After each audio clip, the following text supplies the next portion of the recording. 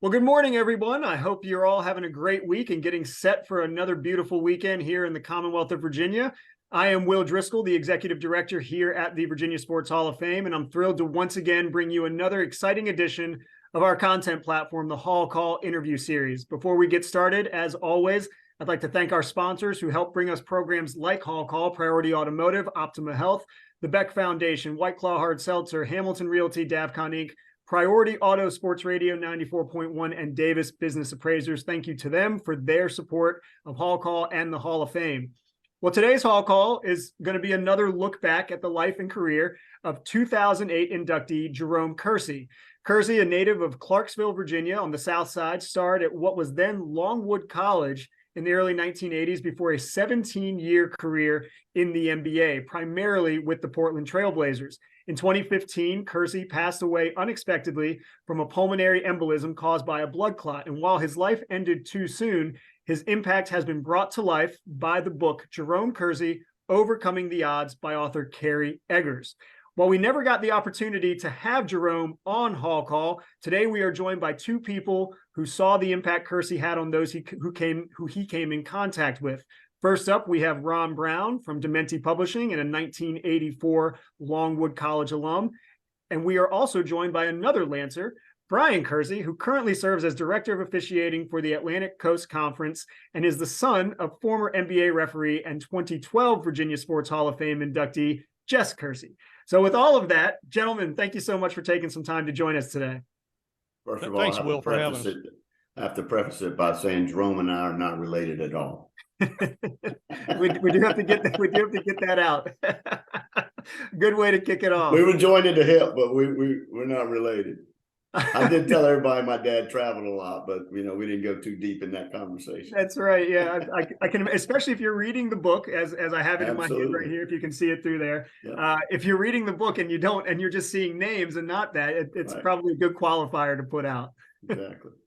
Well, wonderful. Well, Ron, I'll go ahead and start this Hall Call interview series off with you. And every book has a starting point. And we've done a lot of discussions on books here at the Hall of Fame with some of our inductees. We actually just did one a couple weeks ago on George Allen, where we spoke to the former governor and his biographer. But what was the starting point on this particular book about Jerome, and how did it ultimately materialize? Yeah, so Hoke Curry was the sports information director while Jerome was at Longwood. He was there from 79 to, I believe, 97, 98 area. And when Hoke retired from Longwood back in the late 90s, one of the things he wanted to do was to write the book about Jerome. So a lot of when you read the book, you'll probably notice a lot of references in there about what Jerome said in 1998 in an interview with Hoke Curry. I think Kerry said that statement probably 24 times. And so a lot of the information that you read in the book were quotes from the late 90s, which was really valuable to Kerry when he was writing the book, because obviously Jerome was not with us during the production of the book. But we had all these quotes, and not just from Jerome, but Kevin Duckworth, who since passed away as well, unfortunately, who was a big part of that team back in the early 90s with the Trailblazers.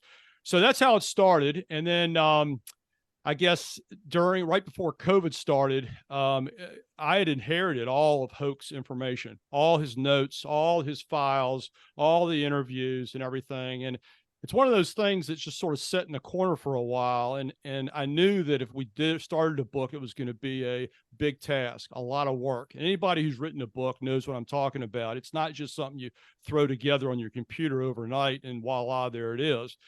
So during COVID is when we actually started the production, and I got, with Hoke's and Nancy, his wife's, they were the benefactors. And then I found out about Kerry Eggers through some people out in Portland. And then Wayne Dementi, who I found out about a book that he had published about the Diamond in Richmond from a mutual friend who I'd worked with when I was in baseball. And, it's just sort of put the team together, sort of like the Blues Brothers putting the team back together. And we did. And so we basically did a lot of this work during COVID. We started like in July of 2020. The book was released in 2021. And here we are. So a lot of my motivation for having the book completed was to help my friend and mentor, Ho Curry. It was his vision to do this. For a number of reasons, it wasn't completed under his watch. So I stepped in and tried to put it all together. Bryan, your basketball is a huge part of your family, and that's probably an understatement saying that, but I don't really know how else to describe it. When you met Jerome for the first time, was there something that stuck out to you about him from a basketball standpoint? Well, athleticism was amazing. I mean, what he could do at that level, a lot of Division I schools missed out on at the time. But he was as humble as he was a good basketball player. I mean, he never took credit for anything. He was it on campus. You know, everybody knew who he was. I met him, you know, right when I got on campus. I mean, we ran into each other. You know, we had the same last name. I was playing tennis. He was playing basketball, and our friendship started quick. He had no idea who my dad was, you know, because until my dad came up to visit, he didn't even know my dad was an NBA referee. So the friendship was genuine right from the get up. But I mean, what he could do, not only on the basketball court, but to open the room up and make everybody feel comfortable was like nothing you've ever seen at that time. Well, and that's in the early 80s, it was crazy. I mean, it was just, he liked everybody and knew everybody's name. Well, and that's in college. And one thing that really stuck out to me in reading the book is that every step along the way, he didn't change. Now, yes, he enjoyed the finer things in life. When you reach that certain status in life where you're an NBA star, you have access to certain things, but it didn't seem like it changed him. And was that something that as he's going through life, you weren't surprised that he was able to kind of maintain that humble nature to his personality? Oh, absolutely. I mean, he had a mentor that was at the time was a football coach at St. Aug's down outside of Raleigh. And I would see Jerome every year because he would come every single year and spend a week with him during basketball season. And I would always have a game down there. He would always call and see when I was down there, and he'd schedule his trip to see him. You know, he'd bring him to the games. He would hang out, you know, after the games. He never forgot where he came from and who helped him get to where he was. Because, I mean, I don't know if everybody knows, but when he got to Longwood, he wasn't mammoth like he was when he left. You know, he was regular size, you know, whatever regular size is. But, I mean, he left 6'7", 250, I guess, you know, when he left. I mean, he was larger than life. And that never changed who he was. He still walked the same way. He still treated people the same way. You know, when you go back to Clarksville with him, everybody knew who he was as a college basketball player at Longwood.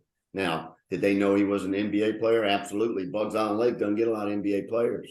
So, but he never changed. You know, the only time that his mentality changed was when he started to try and be an agent at the end of his, you know, after he'd been out for a while, and it was different for him. And I think it was uncomfortable for him for a little while because, you know, that's why he was player personnel guy or public relations guy with Portland. And you know, because he could carry a room without even trying and without making everybody say or think, I'm talking to Jerome Kersey, who played 16 years in the NBA. Ron, kind of following on with that personality question, Clarksville, Virginia, Farmville, Virginia, not exactly hotbeds of the universe, but they did play a role in his personality development. What role did those two places play in developing the personality that it was Jerome Kersey? Well, I think the key part was how he was raised. He was raised by his grandparents. They were is what we would call old school values. You know, go out and pick tobacco when it was in season. Jerome knew what hard work was, and it's funny when you talk to a lot of his friends that saw him develop, like Bryan was saying, they said that he wasn't just strong; he was country strong. So, you know, Jerome always, you know, did a lot of work. You know, Cal Luther, his coach, talked about what kind of weight, how good in shape he was. He was always in the weight room. But I think that those simple values carried over to when he was at Longwood. He graduated from high school at like 6'3". And over that summer, he grew like 3 or 4 inches. And so, like Bryan said, he really developed, finally into that 6'7", 225 playing weight. But they recruited him as a guard. And he showed up as basically a power forward or even a center at the D2 level. But, Jerome was one of those players in high school. I never saw him play, and I'm basing this on what I have been told and read, like you have, Will, that he was one of those guys that did everything on the court. He could handle the ball. He could obviously jump. His shot, as a lot of NBA people would have told you, was horrible when he got in the NBA, and he worked on that. But he was great 10 feet in, and on the transition, he was unstoppable. I mean, we saw that at Longwood before the rest of the world saw that in the NBA. So I think that those old school values he really brought from Clarksville to Longwood. He had chances when we had a coaching change. He had chances to transfer. He didn't. Back then you didn't have the portal, and he would have had to sit out a year and all that. But he had the opportunity when his first coach, Rohn, left after his freshman year to leave. But he wanted to be, they called it a large fish in a small pond. And like Bryan talked about, his presence in a room certainly showed that. You talk about his transition from high school to college at Longwood. And Ron, this is for you again, but he wrote a letter to himself after high school. What did that letter say, and what was his motivation for writing that letter? I don't remember exactly what the exact motivation was, and I know what letter you're talking about, but I think that a lot of people finally told Jerome, you've got the ability to play at the next level. And I think he was trying to motivate himself to play, to do that. And like Bryan said, he was very humble. I don't think he really understood the level of athlete that he was until later on. Even when he went to the pit, the Portsmouth Invitational Tournament, he talked to Cal Luther, who helped him get in there, his former coach, and said, look, I'm going to be playing against guys on television like Matt Doherty and all that. And Cal basically said, Jerome, you'll eat Matt Doherty alive. Don't worry about that. So I don't remember exactly what the letter said, but he did definitely had a lot of motivation behind him. And he was, when they told him when he was in Portland, when he was trying to make the team there, Jack Ramsey said, look, he says, we want you to go to Europe for a year and develop and all that. And Jerome said, I think I can make the team. And he did. And a lot of that, again, was the push that Cal Luther gave him. And Cal Luther was such a pivotal part of Jerome's development, and then being able to get into PIT and then, have all his eyes on him during the tryout. You hit on a couple of things that I definitely want to get to, but let's first talk about that Portsmouth Invitational Tournament. The Portsmouth Invitational Tournament, for those who don't know, takes place here in Hampton Roads, and it's a great springboard for seniors, graduating seniors heading into the NBA draft. But Jerome, Bryan, this is for you. Jerome wasn't invited initially to that tournament, for that showcase to get into the draft. How did he end up finding his way into the PIT and then making the impact that he did to eventually get drafted by the Trailblazers? I think Ron hit it on the head. Cal Luther was an incredible man. He was a father figure to Jerome at the time, and Cal kept pushing and pushing and pushing. And, they started talking to Michael Britt and the Jones kid that they both played at UDC, who got a lot more accolades, but Jerome was so strong, and Cal just kept pushing and pushing. And finally Yale had to say, all right, bring him in. And he got there. I think somebody had to back out at the last minute, and they called Jerome, probably because he was 2.5 hours away, and they didn't have to use another airline ticket to get in. And then it just springboarded him to the draft. He did tremendous at that. He played in the PIT, then he came back in '84 and was in my wedding, and stuff like that. So it's the stuff.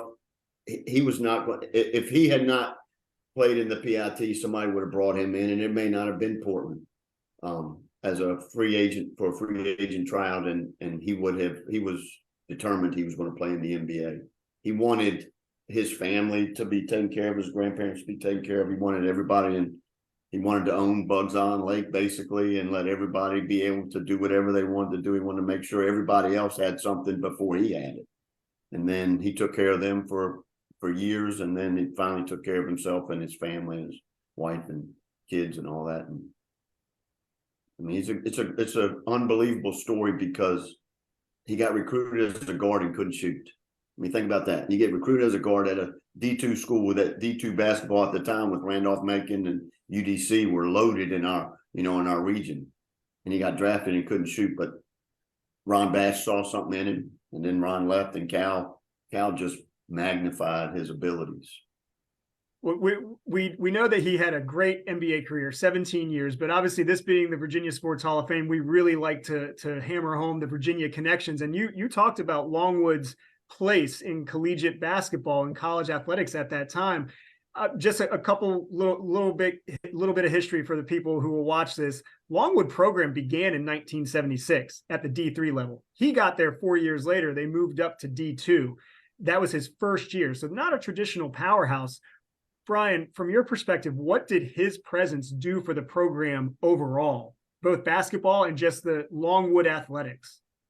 Gave the entire athletic department energy, and it brought attention.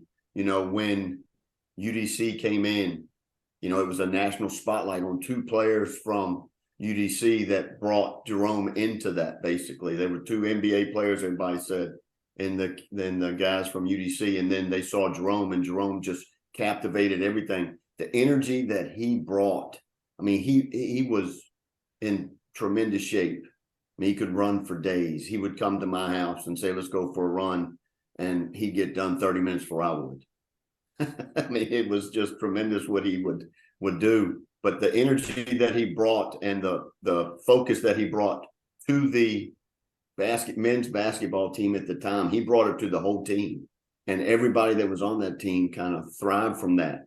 Everybody on campus now knew, we're going to the basketball game tonight and we're going to watch it. And national spotlight came because I'm telling you, at that time, Division II basketball with Macon, with Brian Baca and them, and then Jones and those guys, Michael Britt at UDC, it was crazy. I mean, it was electric on that campus.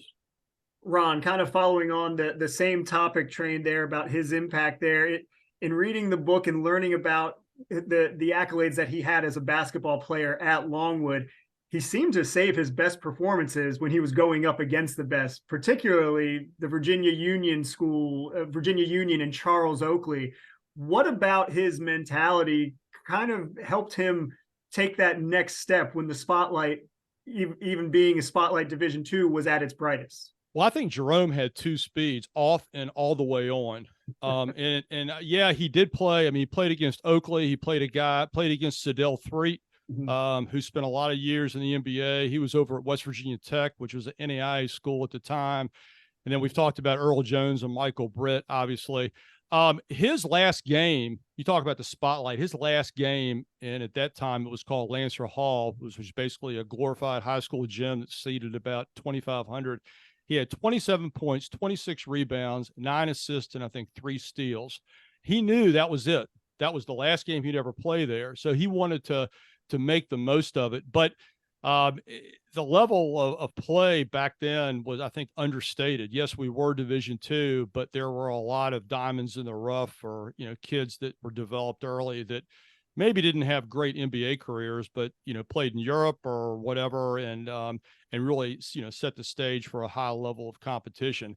But I think Jerome, I mean, if you watched him practice, I mean, you talk to his teammates, that he was like that in practice.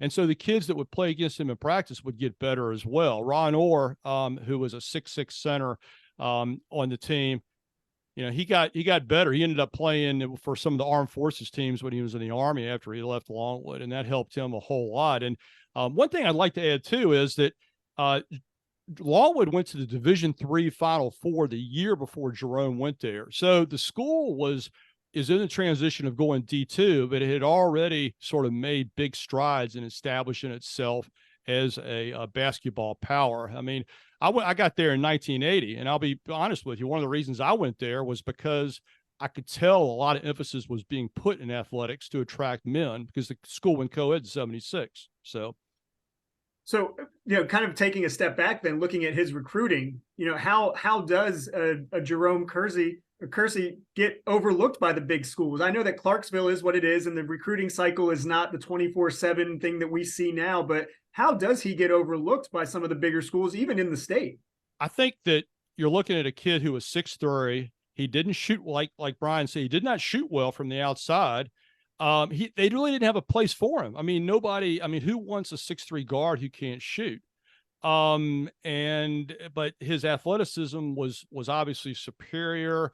And there was, I think at the last minute, I think the University of Richmond expressed a little bit of interest. And that was sort of when Mo Schepfer, who was the assistant coach at the time, who did a lot of the recruiting and working with Jerome, wanted everybody not to, they tried to shield everybody from him. They didn't want anybody to find out about him. So I think it was just a kid whose body had not filled out yet. It was sort of a weird, where do you put him? If you're a Maryland, or which is where he what I understand he really wanted to go, where do you put a kid like that? So, when you recruit Division II kids, there's always a reason why they're Division II. And in Jerome's case, I think it was as a guard, it was because he lacked outside shooting, because he was able to handle the ball, and his athleticism and running up and down transition was good. But I just think it was in a small school. Certainly, he did not play AAU. He didn't have travel ball back then. I think he averaged like 19.8 points per game his last year. So it's just one of those kids that fell through the cracks. Yeah. Bryan, as he leaves Longwood, goes to the PIT, gets drafted, what were some of the skills, the things that you saw that were going to translate to the NBA game? The way he went to the rim. I mean, that's what got him. He was not afraid. I mean, he'd go, if he didn't dunk on you, he was going to try to. And he had no fear of his game. He knew his limitations and what he had to work on. His work ethic was like nothing. When he went to the NBA, I can guarantee you there was nobody there that was in better shape than he was when he got in. And then he just built on his frame, but he had no fear. So at that time, going to the rim was it. You go hard and you don't worry about if you flip over somebody. And I think that's what got him, just his ability he became a very good passer, while he was at Longwood, because everybody would come to him. And it helped him when he got there that he would involve his teammates in it. But, when it got down to it and shot clock got down, he was going to the rim and had was not worried about anything.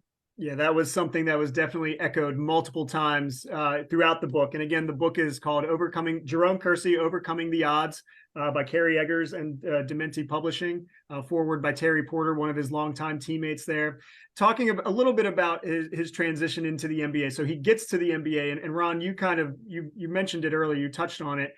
He goes through training camp, and Dr. Jack Ramsey, the head coach of the Portland Trail Blazers, basically tells him, go to Europe for a year or two, come back, and then we'll probably have a spot for you. He didn't do that. He wanted to find a spot in the NBA. What ended up getting him into the NBA, as opposed to listening to the head coach saying you should probably go over to Europe?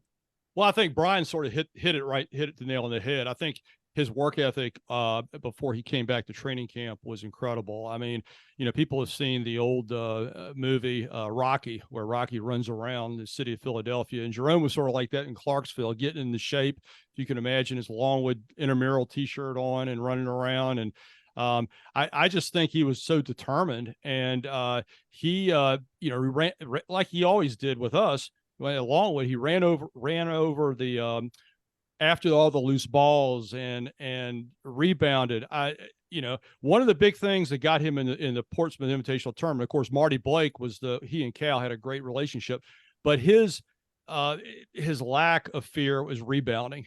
I think that carried over to training camp, and he was one of those guys that you just say, we can't cut him. We have to keep him. I mean, look what he's done. He's made a name for himself just in training camp. He cannot be denied. And I think they they waived maybe Peter Verhoeven, or he was a kid that was like so Jerome got the number 12 spot and was able to squeak in. It truly is an amazing story. And when you look at the 17 years in his career, and we're not going to go through all of his career, but he never made an all-star team, but he was a key contributor on the great Blazers teams that came just so close to NBA titles each year, but they were always in the mix in the Western Conference. And this is a Western Conference that included Magic's Lakers, Barkley and the Suns, Olajuwon and the Rockets, Karl Malone, John Stockton, and the Blazers were one of those preeminent teams. But one of the things that really stuck out to me in reading about all of that, going through his entire career, is that Kevin Duckworth, one of his teammates who you touched on, said Jerome Kersey is the kind of guy that can't be replaced.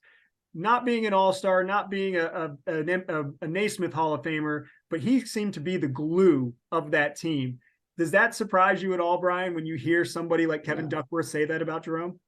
No, and you know, he Duck and Clyde and all those guys and TP, they were all, you know, they just gelled. I mean, it was crazy to watch, but when Jerome played, it gave him energy. You know, he started out sitting on the bench, and then he'd come in, you know, down 15 with 2 minutes left and leave the game, you know, with their team being a +10, you know, on the stat line. But when he was on the great teams, I mean, he had probably a 6 or 7 year run with that team where they were that close to getting there. And he was a huge contributor to that. And we knew it, we saw it. It was just, he had to get to it. He believed it, but he just had to get to that point. And I think he just got around the right people that wanted him. You know, TP was huge to him, and it made him so much better as he got going. Yeah, we got time for a couple more here. And one of the stats that I really enjoyed reading, and you know, just being kind of a stat nerd when it comes to sports, is only one player drafted lower than Jerome, who was the 46th overall pick in 1984, played more games in the NBA than Jerome did. And that was Kyle Korver, who was drafted 51st in 2003. So that just shows you that this is a guy who had kind of been overlooked in high school, going into college, and then in the NBA. And he still put together that strong 17-year career. So much so, and Ron, this next one's for you, that following his career, Bryan mentioned he started to dabble in the agency world, didn't like that, but he became pretty much the face for alumni relations for the Portland Trail Blazers. And that was a role he really seemed to relish. Why do you think he relished that role so much, being the alumni guy for the Blazers? Oh, we might have lost Ron for a second. Bryan, I'll go ahead. No, I'm here. Gotcha. Okay. I don't think people in Virginia understand the impact that Jerome had on the Portland community. You know, they had and there's superficial things like the big mural that they had about Jerome. I think it was advertising his shoes or something like that. Yeah, but just the relationship he had with places like the Boys and Girls Club, the local hospitals. Jerome was not just doing it for PR reasons. He did it because he wanted to. It was him. It was an extension of what we saw at Longwood, or what his teammates in Bluestone High School saw when he was a youngster. So I think that position was perfect for him because he enjoyed the Blazers. He is still an icon out there, even now. You know, with Kerry sold the book and did a lot of book shows out on the West Coast in Oregon. And, you know, Jerome is an easy sell. I mean, the book is good, but Jerome himself, his personality, you know, again, I'm going to reference back to what Bryan said. He could light a room up just by coming in there with that big smile. And he was so personable. One of the things that came across in the book is that Jerome had about 60 best friends. Everybody thought that they were Jerome's best friend because that's just the way he interacted with people. And I think that those traits carried over into his public relations positions. And also Jerome was a mentor to the younger NBA players too. Damian Lillard. Yeah. Right. Did I get my name right? Yeah. The current. Okay. He looked up to Jerome a lot. You know, he came from Weber State, which is a D1 school, but it's sort of the middle of nowhere in Utah. And he had to sort of scrap and work his way to get where he is now. And so Jerome was not just a fit community person, but he was also a great role model for a young professional coming from a small school. His story is just really unique.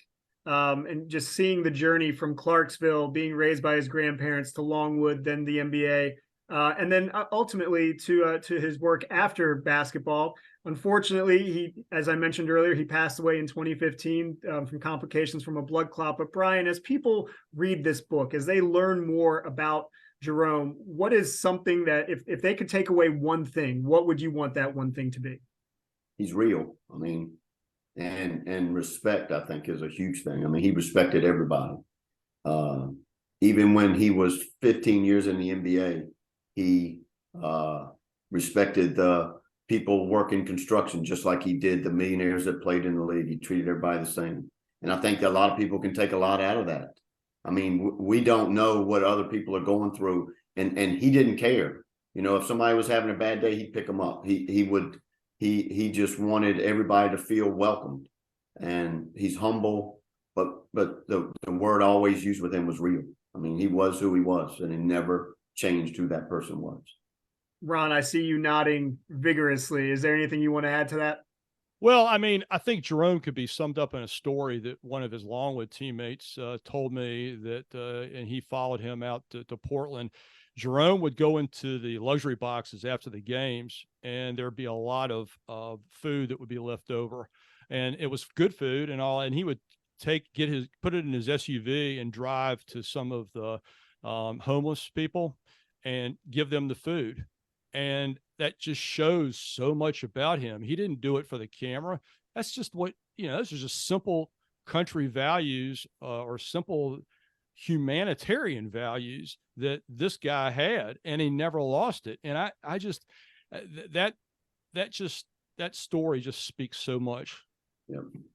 There are stories like that throughout the book. Again, it's called Jerome Kersey, Overcoming the Odds. It's by Kerry Eggers from the Oregonian out in Oregon, and it's available wherever books are sold. And I'd like to thank both Ron Brown and Bryan Kersey for taking the time today to really kind of give us some perspective on the life and legacy of 2008 Virginia Sports Hall of Fame inductee Jerome Kersey. So, gentlemen, thank you so much for your time today. Thank you very much. Thanks a lot.